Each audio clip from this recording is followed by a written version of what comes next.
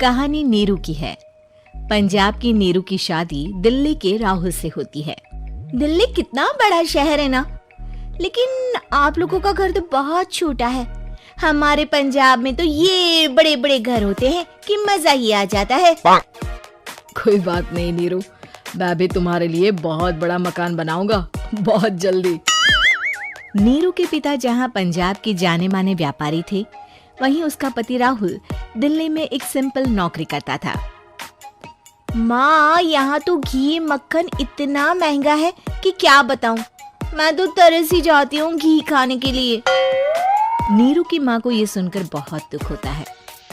मेरी बेटी को घी नसीब नहीं हो रहा है और ये बहू यहाँ बैठकर घी में शक्कर डाल रही है। देख वनिता, मैं साफ कह रही हूँ, इस घर में जितना घी आएगा उतना ही मेरी बेटी के घर दिल्ली भी जाएगा। अरे ये क्या बात होती है माँ जी, बेटी का उतना ही करो जो अच्छा लगे। अब क्या मायके से घी और मक्खन तक की सप्लाई करोगी आप? हाँ, मेरी बेटी किसी चीज को तरसे मुझसे बर्दाश्त नहीं होता। अब क्या था, नीरू के मायके में 2 किलो घी आता तो 2 किलो दिल्ली जाता नीरू के पास। एक दिन, माँ बड़ी गर्मी पड़ती है दिल्ली में। इस घर में तो एक ही एसी है और वो भी ड्राइंग रूम में। सारा परिवार एक ही कमरे में सोता है। हाँ बेटा, वो तो हर घर की कहानी है। यहाँ भी एक ही एसी है। अरे बिल इतना आता है कि क्या बोलूं। तभी वहाँ राकेश आ जाता है। माँ, थोड़ी देर में यहाँ कुछ प्लम्बर आएंगे मेरे कमरे में एसी लगाने, जरा ध्यान से लगवा देना ना माँ। ओए, ऐसे कैसे तेरे कमरे में एसी लगेगा? हाँ राकेश, एक बार बात तो कर लेता। अरे पापा, वो वनिता को गर्मी में नींद नहीं आती। ड्राइंग रूम में सबके साथ सोने में वो अनकंफर्टेबल है, इसलिए। अरे पूरे परिवार के साथ वहाँ तेरी बहन नीरू भी तो सोती है, वो नहीं हो रही क्या अनकंफर्टेबल? समझ रहा है ना? अगर एसी लगेगा तो एक दिल्ली में तेरी बहन के कमरे में भी लगेगा, तभी तू लगा सकेगा। राकेश वनिता को सारी बात बताता है। वनिता करती भी क्या, मन मार कर बैठ जाती है। माँ, ये लोग ठीक नहीं है, क्या करूं मैं? अरे बेटी, यहाँ आ जा, तू यहाँ आकर रह ले। अरे छोड़ दे ऐसे पति को। कैसे छोड़ दूं माँ? समाज क्या कहेगा, लोग क्या कहेंगे? वैसे भी मेरा एक बेटा है मयंक। अरे हटा बेटा, तेरी उम्र ही क्या है, इतनी परेशान रहेगी तो काम कैसे चलेगा। खैर, बात आई गई हो जाती है। माँ को लगता है कि नीरू ठीक है, तो वहीं नीरू के मन में एक ही लाइन चल रही होती है, यहाँ आजा। माँ ने तो बोल ही दिया है कि यहाँ आजा। बस मयंक थोड़ा सा बड़ा हो जाए, इन गरीबों को छोड़कर मैं वापस माँ के पास ही चली जाऊंगी। वो इसी सोच में बाजार में चल रही थी कि मैम, आपका दुपट्टा जमीन को छू रहा है। नीरू जैसे ही उस लड़की की तरफ देखती है, देखती ही रह जाती है। हाय रे, कितना सुंदर लड़का है ये। अब क्या हुआ? मैंने कहा आपका दुपट्टा। तो खुद ही उठाकर दे दो ना। लड़का समझ जाता है कि नीरू उस पर फिदा हो चुकी है। वो उससे उसका नंबर लेकर चला जाता है। अब क्या था, नीरू और रोहित में लगातार बातें होने लगती है। मैं हरियाणा का रहने वाला हूँ, यहाँ एक बड़ी कंपनी का मैनेजर हूँ। अच्छा, और कितने बच्चे हैं तुम्हारे? बच्चे? अरे मेरी तो शादी भी नहीं हुई है। तुम बताओ, शादी करोगी? नीरू शर्मा जाती है। अब लेकिन मैं तो पहले से ही शादीशुदा हूँ। मुझे फर्क नहीं पड़ता, बस तुम शादी कर लो, भाग चलते हैं।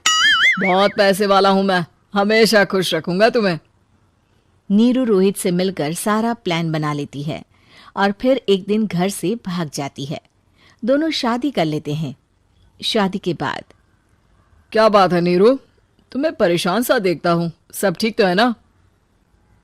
हाँ हाँ, सब ठीक है।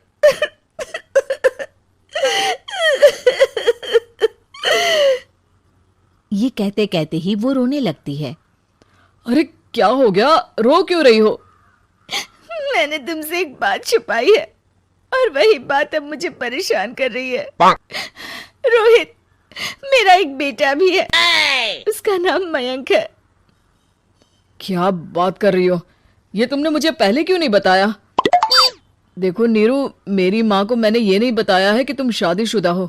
बच्चा मैं मैनेज नहीं कर पाऊंगा। नीरू को समझ में नहीं आता कि वो क्या करे। तुम उस बच्चे को अपनी माँ को क्यों नहीं दे देती? नीरू चुपके से माँ को फोन करती है।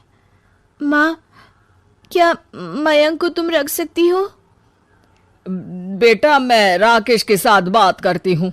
आखिर घर का बेटा वही है, जो वो बोलेगा। वैसे भी बेटा, तूने जो किया है ना, उसके बाद से पूरा घर तेरी बुराई कर रहा है। मैं भी अब किसी से तेरे लिए लड़ नहीं सकती। राकेश बेटा, नीरू ने तो जो किया बहुत ही बुरा किया, लेकिन मैं सोच रही थी कि क्यों ना मयंक को हम यहाँ ले आए। तभी वनीता बोल पड़ती है। वाह जी, ऐसे कैसे यहाँ ले आए? यहाँ क्या भंडारा भरा है? और जिस बच्चे की माँ ने नहीं सोचा, उसके लिए हम क्यों सोचे? नीरू को एक बार तो अपने बच्चे के बारे में सोचना चाहिए था ना। अरे लेकिन तेरे पास भी तो लड़का नहीं है ना वनीता। माँ, वनीता ठीक बोल रही है। कल को वो बड़ा होकर इसी घर का हिस्सा मांगेगा तो हम क्या करेंगे? माँ कहती भी तो क्या, वो चुप रह जाती है। वहीं नीरू का पहला पति कहता है।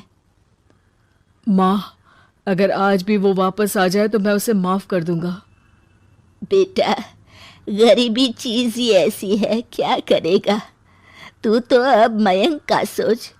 वो बेचारा तो बिना माँ का हो गया। मयंक के खातिर तू दूसरी शादी कर ले बेटा। लोगों के लाख समझाने के बाद नीरू के पहले पति की शादी रिद्धि से हो जाती है, जिसके पहले पति से 2 बच्चे होते हैं। देखो जी, मैंने शादी सिर्फ बच्चे के खातिर की है। मैंने भी शादी सिर्फ बच्चों के खातिर की है। वहीं नीरू के दूसरे पति के मन में ये बात घर कर जाती है कि नीरू एक मासूम बच्चे को उसके खातिर छोड़ कर आई है। अब देखो नीरू, मुझे लगता है कि जो औरत अपनी कोख का बच्चा छोड़ सकती है, वो तो कुछ भी कर सकती है। कल को तुम्हें मुझसे अच्छा कोई मिल गया तो तुम तो मुझे भी बाय बाय कर दोगी ना। नीरू को अब उसका दूसरा पति ताने देना शुरू कर देता है। तंग आकर नीरू उसके यहाँ से भागकर अपने पहले पति के पास चली जाती है। लेकिन ससुराल में क्या लेने आई है नीरू, मयंक को? नहीं नहीं सासू माँ, मुझसे गलती हो गई, मुझे माफ कर दीजिए। नीरू, अब वक्त खत्म हो गया है, मेरी शादी हो चुकी है। तो छोड़ दो ना उसे, हमारा बच्चा है।